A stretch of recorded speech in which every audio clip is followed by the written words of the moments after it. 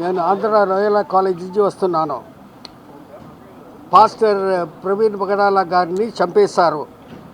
అది క్రైస్తవులందరికీ చాలా బాధాకరమైన విషయము. క్రైస్తవులకు మాత్రం కాదు, అందరికీ, మన ఆంధ్రప్రదేశ్లో, మన దేశంలో. ఎందుకంటే ఎవరైనా మంచి చేస్తున్నప్పుడు వాళ్ళ మీద ఏదైనా అబద్ధం చెప్పి చంపేయటం చాలా పెద్ద క్రైమ్. అదే జరిగింది. ఇప్పుడు ఆ జరిగిన తర్వాత గవర్నమెంట్ ఇప్పుడు పోలీసు ఎంక్వైరీ కమిషన్ పెట్టారు. దానికోసం మాకు చాలా సంతోషం, మేము కృతజ్ఞత చెప్తున్నాము. ఇంకా మాకు కావాల్సింది ఏంటంటే ఒక లీగల్ ఎంక్వైరీ పెట్టాలి, ఒక జ్యుడిషియల్ ఎంక్వైరీ పెట్టాలి. అది పెడితే కొద్దిగా మనకు కొద్దిగా ఫ్యాక్ట్స్ తెలియవస్తుంది. ఇంకా మనకు ఇప్పుడు పాస్టర్ని చంపేయటం క్రైస్తవులకు బాధకరం మాత్రం కాదు, వాళ్ళకు భయం కూడా ఇస్తున్నారు. ఆ భయం పోవాలంటే మన గవర్నమెంట్ దానికి కావాల్సిన అన్నీ చేసి క్రైస్తవులు అందరూ సంతోషంగా సేఫ్గా ఇక్కడ ఉండటానికి దారి చూపిస్తున్నాము, మేము ఉన్నామని వాళ్ళు మాకు కాన్ఫిడెన్స్ ఇవ్వాలి. అదే మాకు అవసరం. విషయంలో పోలీసులు వీడియోస్ రిలీజ్ చేస్తున్నారు కదా, హత్య కాదు యాక్సిడెంట్ అని, దాని గురించి చెప్తాను. అది కూడా చెప్తాను. ఐఎమ్ డాక్టర్ రాజసుందర్ బాబు, సామాజికవేత్త, సోషల్ రిఫార్మర్. అనేక సంఘాలకు కూడా వ్యవస్థాపకుడిగా ఉన్నాను. మొదటి నుంచి ఈ సంఘటనలో చాలా ఫాలో అవుతున్నాం. ఎప్పుడు కూడా మేము మీడియా ముందుకు రాలేదు. కానీ మొన్న 30వ తారీఖున 10,000 మందితో గుంటూరు పట్టణంలో భారీ ర్యాలీ జరిపాం. ఎంతమంది అంటే వేల మంది వచ్చారు, స్వచ్ఛందంగా వచ్చారు. అది కలెక్టర్ గారికి వినతిపత్రం ఇచ్చాం. ఈ రోజున మేము చీఫ్ సెక్రటరీ గారు కూడా వచ్చి వినతిపత్రం ఇచ్చాం. 5 డిమాండ్లతో కూడిన వినతిపత్రం ఇచ్చాం.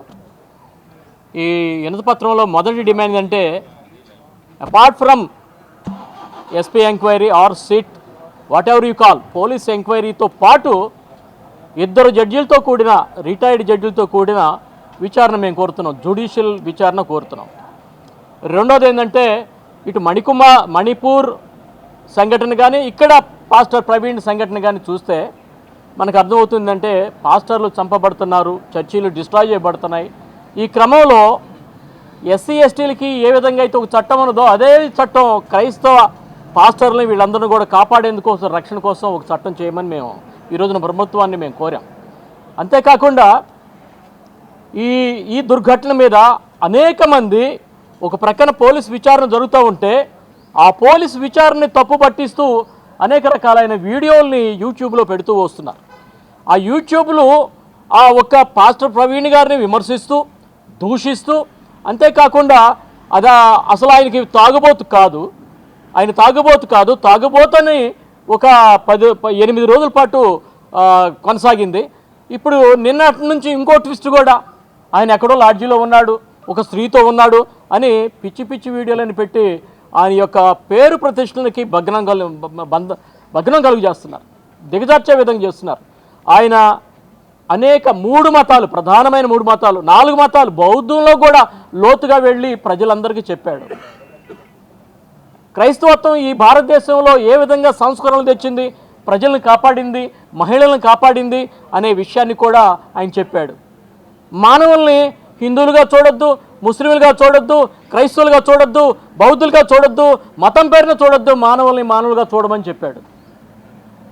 దీనికి ఇది ఇలా చేయటమే ఆయన యొక్క మరణానికి కారణమైందని మేము భావిస్తున్నాం.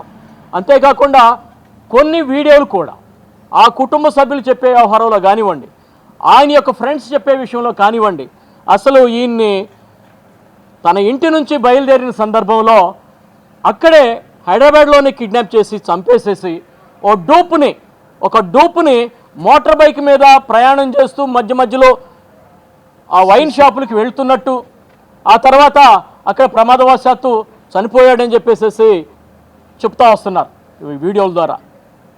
పోలీసులు కూడా పదే ఆయన ప్రయాణం చేసేదో చూపిస్తున్నారు, కానీ అసలు లోతుపాతుల్లోకి వెళ్ళట్లా.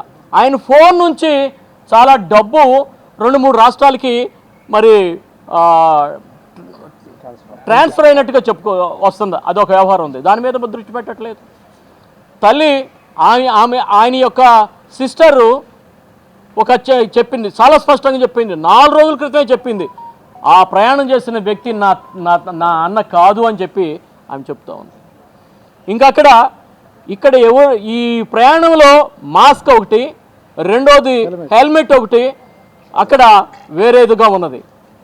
మాస్క్ లేదు అక్కడ, ఆయన వాడిన పని కూడా అక్కడ లేదు. మార్పు వచ్చింది, శవం దగ్గరికి మాత్రం వచ్చేసేటప్పటికీ మార్పులు చాలా చోటు చేసుకున్నాయి. మేమేమంటున్నామంటే, మేము కాదు ఎంక్వైరీ ఆఫీసర్లు, పబ్లిక్ కాదు.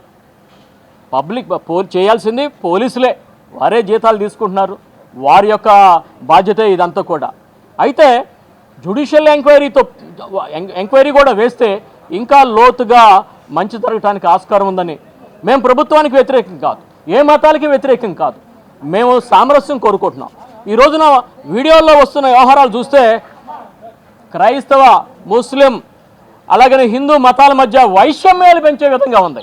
అటువంటి వైషమ్యాల్ని మరి తగ్గించండి సార్, కంట్రోల్ చేయండి సార్ అని చెప్పి ఈ రోజున మేము చీఫ్ సెక్రటరీ గారికి వివరించి చెప్పాం. సుమారుగా ఒక 5 నిమిషాల పాటు మా 5 డిమాండ్లని ఆయనకి స్పష్టంగా మేము చెప్పాము. సో ఈ క్రమంలో మరి ఇది రాష్ట్ర వ్యాప్తమే కాకుండా దేశవ్యాప్త ఉద్యమంగా కూడా మారటానికి ఆస్కారం ఉంది. ఈ డిలే జరుగుతున్న కొద్దీ ప్రజల్లో అసహనం పెరుగుతూ ఉన్నది. ప్రతి పట్టణంలోనూ, ప్రతి గ్రామాల్లోనూ, ప్రతి మండల హెడ్ క్వార్టర్లోనూ మరి ర్యాలీలు జరుగుతూనే ఉన్నాయి. వీటన్నిటిని దృష్టిలో పెట్టుకుని ప్రభుత్వం త్వరితంగా దీనికి ఒక ఫుల్ స్టాప్ పెట్టండి, విషయం ఏంటో తేల్చండి. ఆ ప్రజా సంఘాలు కానివ్వండి, క్రైస్తవ సంఘాలు కానివ్వండి, వీళ్ళందరూ కూడా ఏంటంటే ఇది హత్య అని చెప్పేసి అంటున్నారు కనుక ప్రభుత్వం దాని యొక్క నిజాలేంటో నిగ్గుదేల్చాలని చెప్పి మేము కోరుతున్నాము. మీడియా వారికి కూడా మేము కృతజ్ఞతలు తెలియజేస్తున్నాం. చాలా మీడియాలు, చాలా టీవీలు చాలా స్పష్టంగా దీనికి కవరేజ్ ఇచ్చారు. వారందరూ కూడా మేము థ్యాంక్స్ చెప్తున్నాం. భవిష్యత్తులో కూడా ఈ ఉద్యమానికి సహకరించమని మీడియా వారిని కోరుతున్నాం. Sir chief secretary K Vijayanand గారిని కలిసాం సార్. వారు మేము ప్రభుత్వ చర్యలకి అంటే మేము ఇచ్చిన వినతి పత్రం మీద చర్యలు తీసుకుంటామన్నారు. Sir thank you. కాపీ ఉందా వినతి పత్రం? ఇచ్చాను సార్, నా దగ్గర ఒకటి ఉంది, ఇవ్వమంటారా? వీళ్ళు తీసుకుంటారు. దీన్ని మీరు తీసుకుంటారా? అన్న ఓకే అన్న.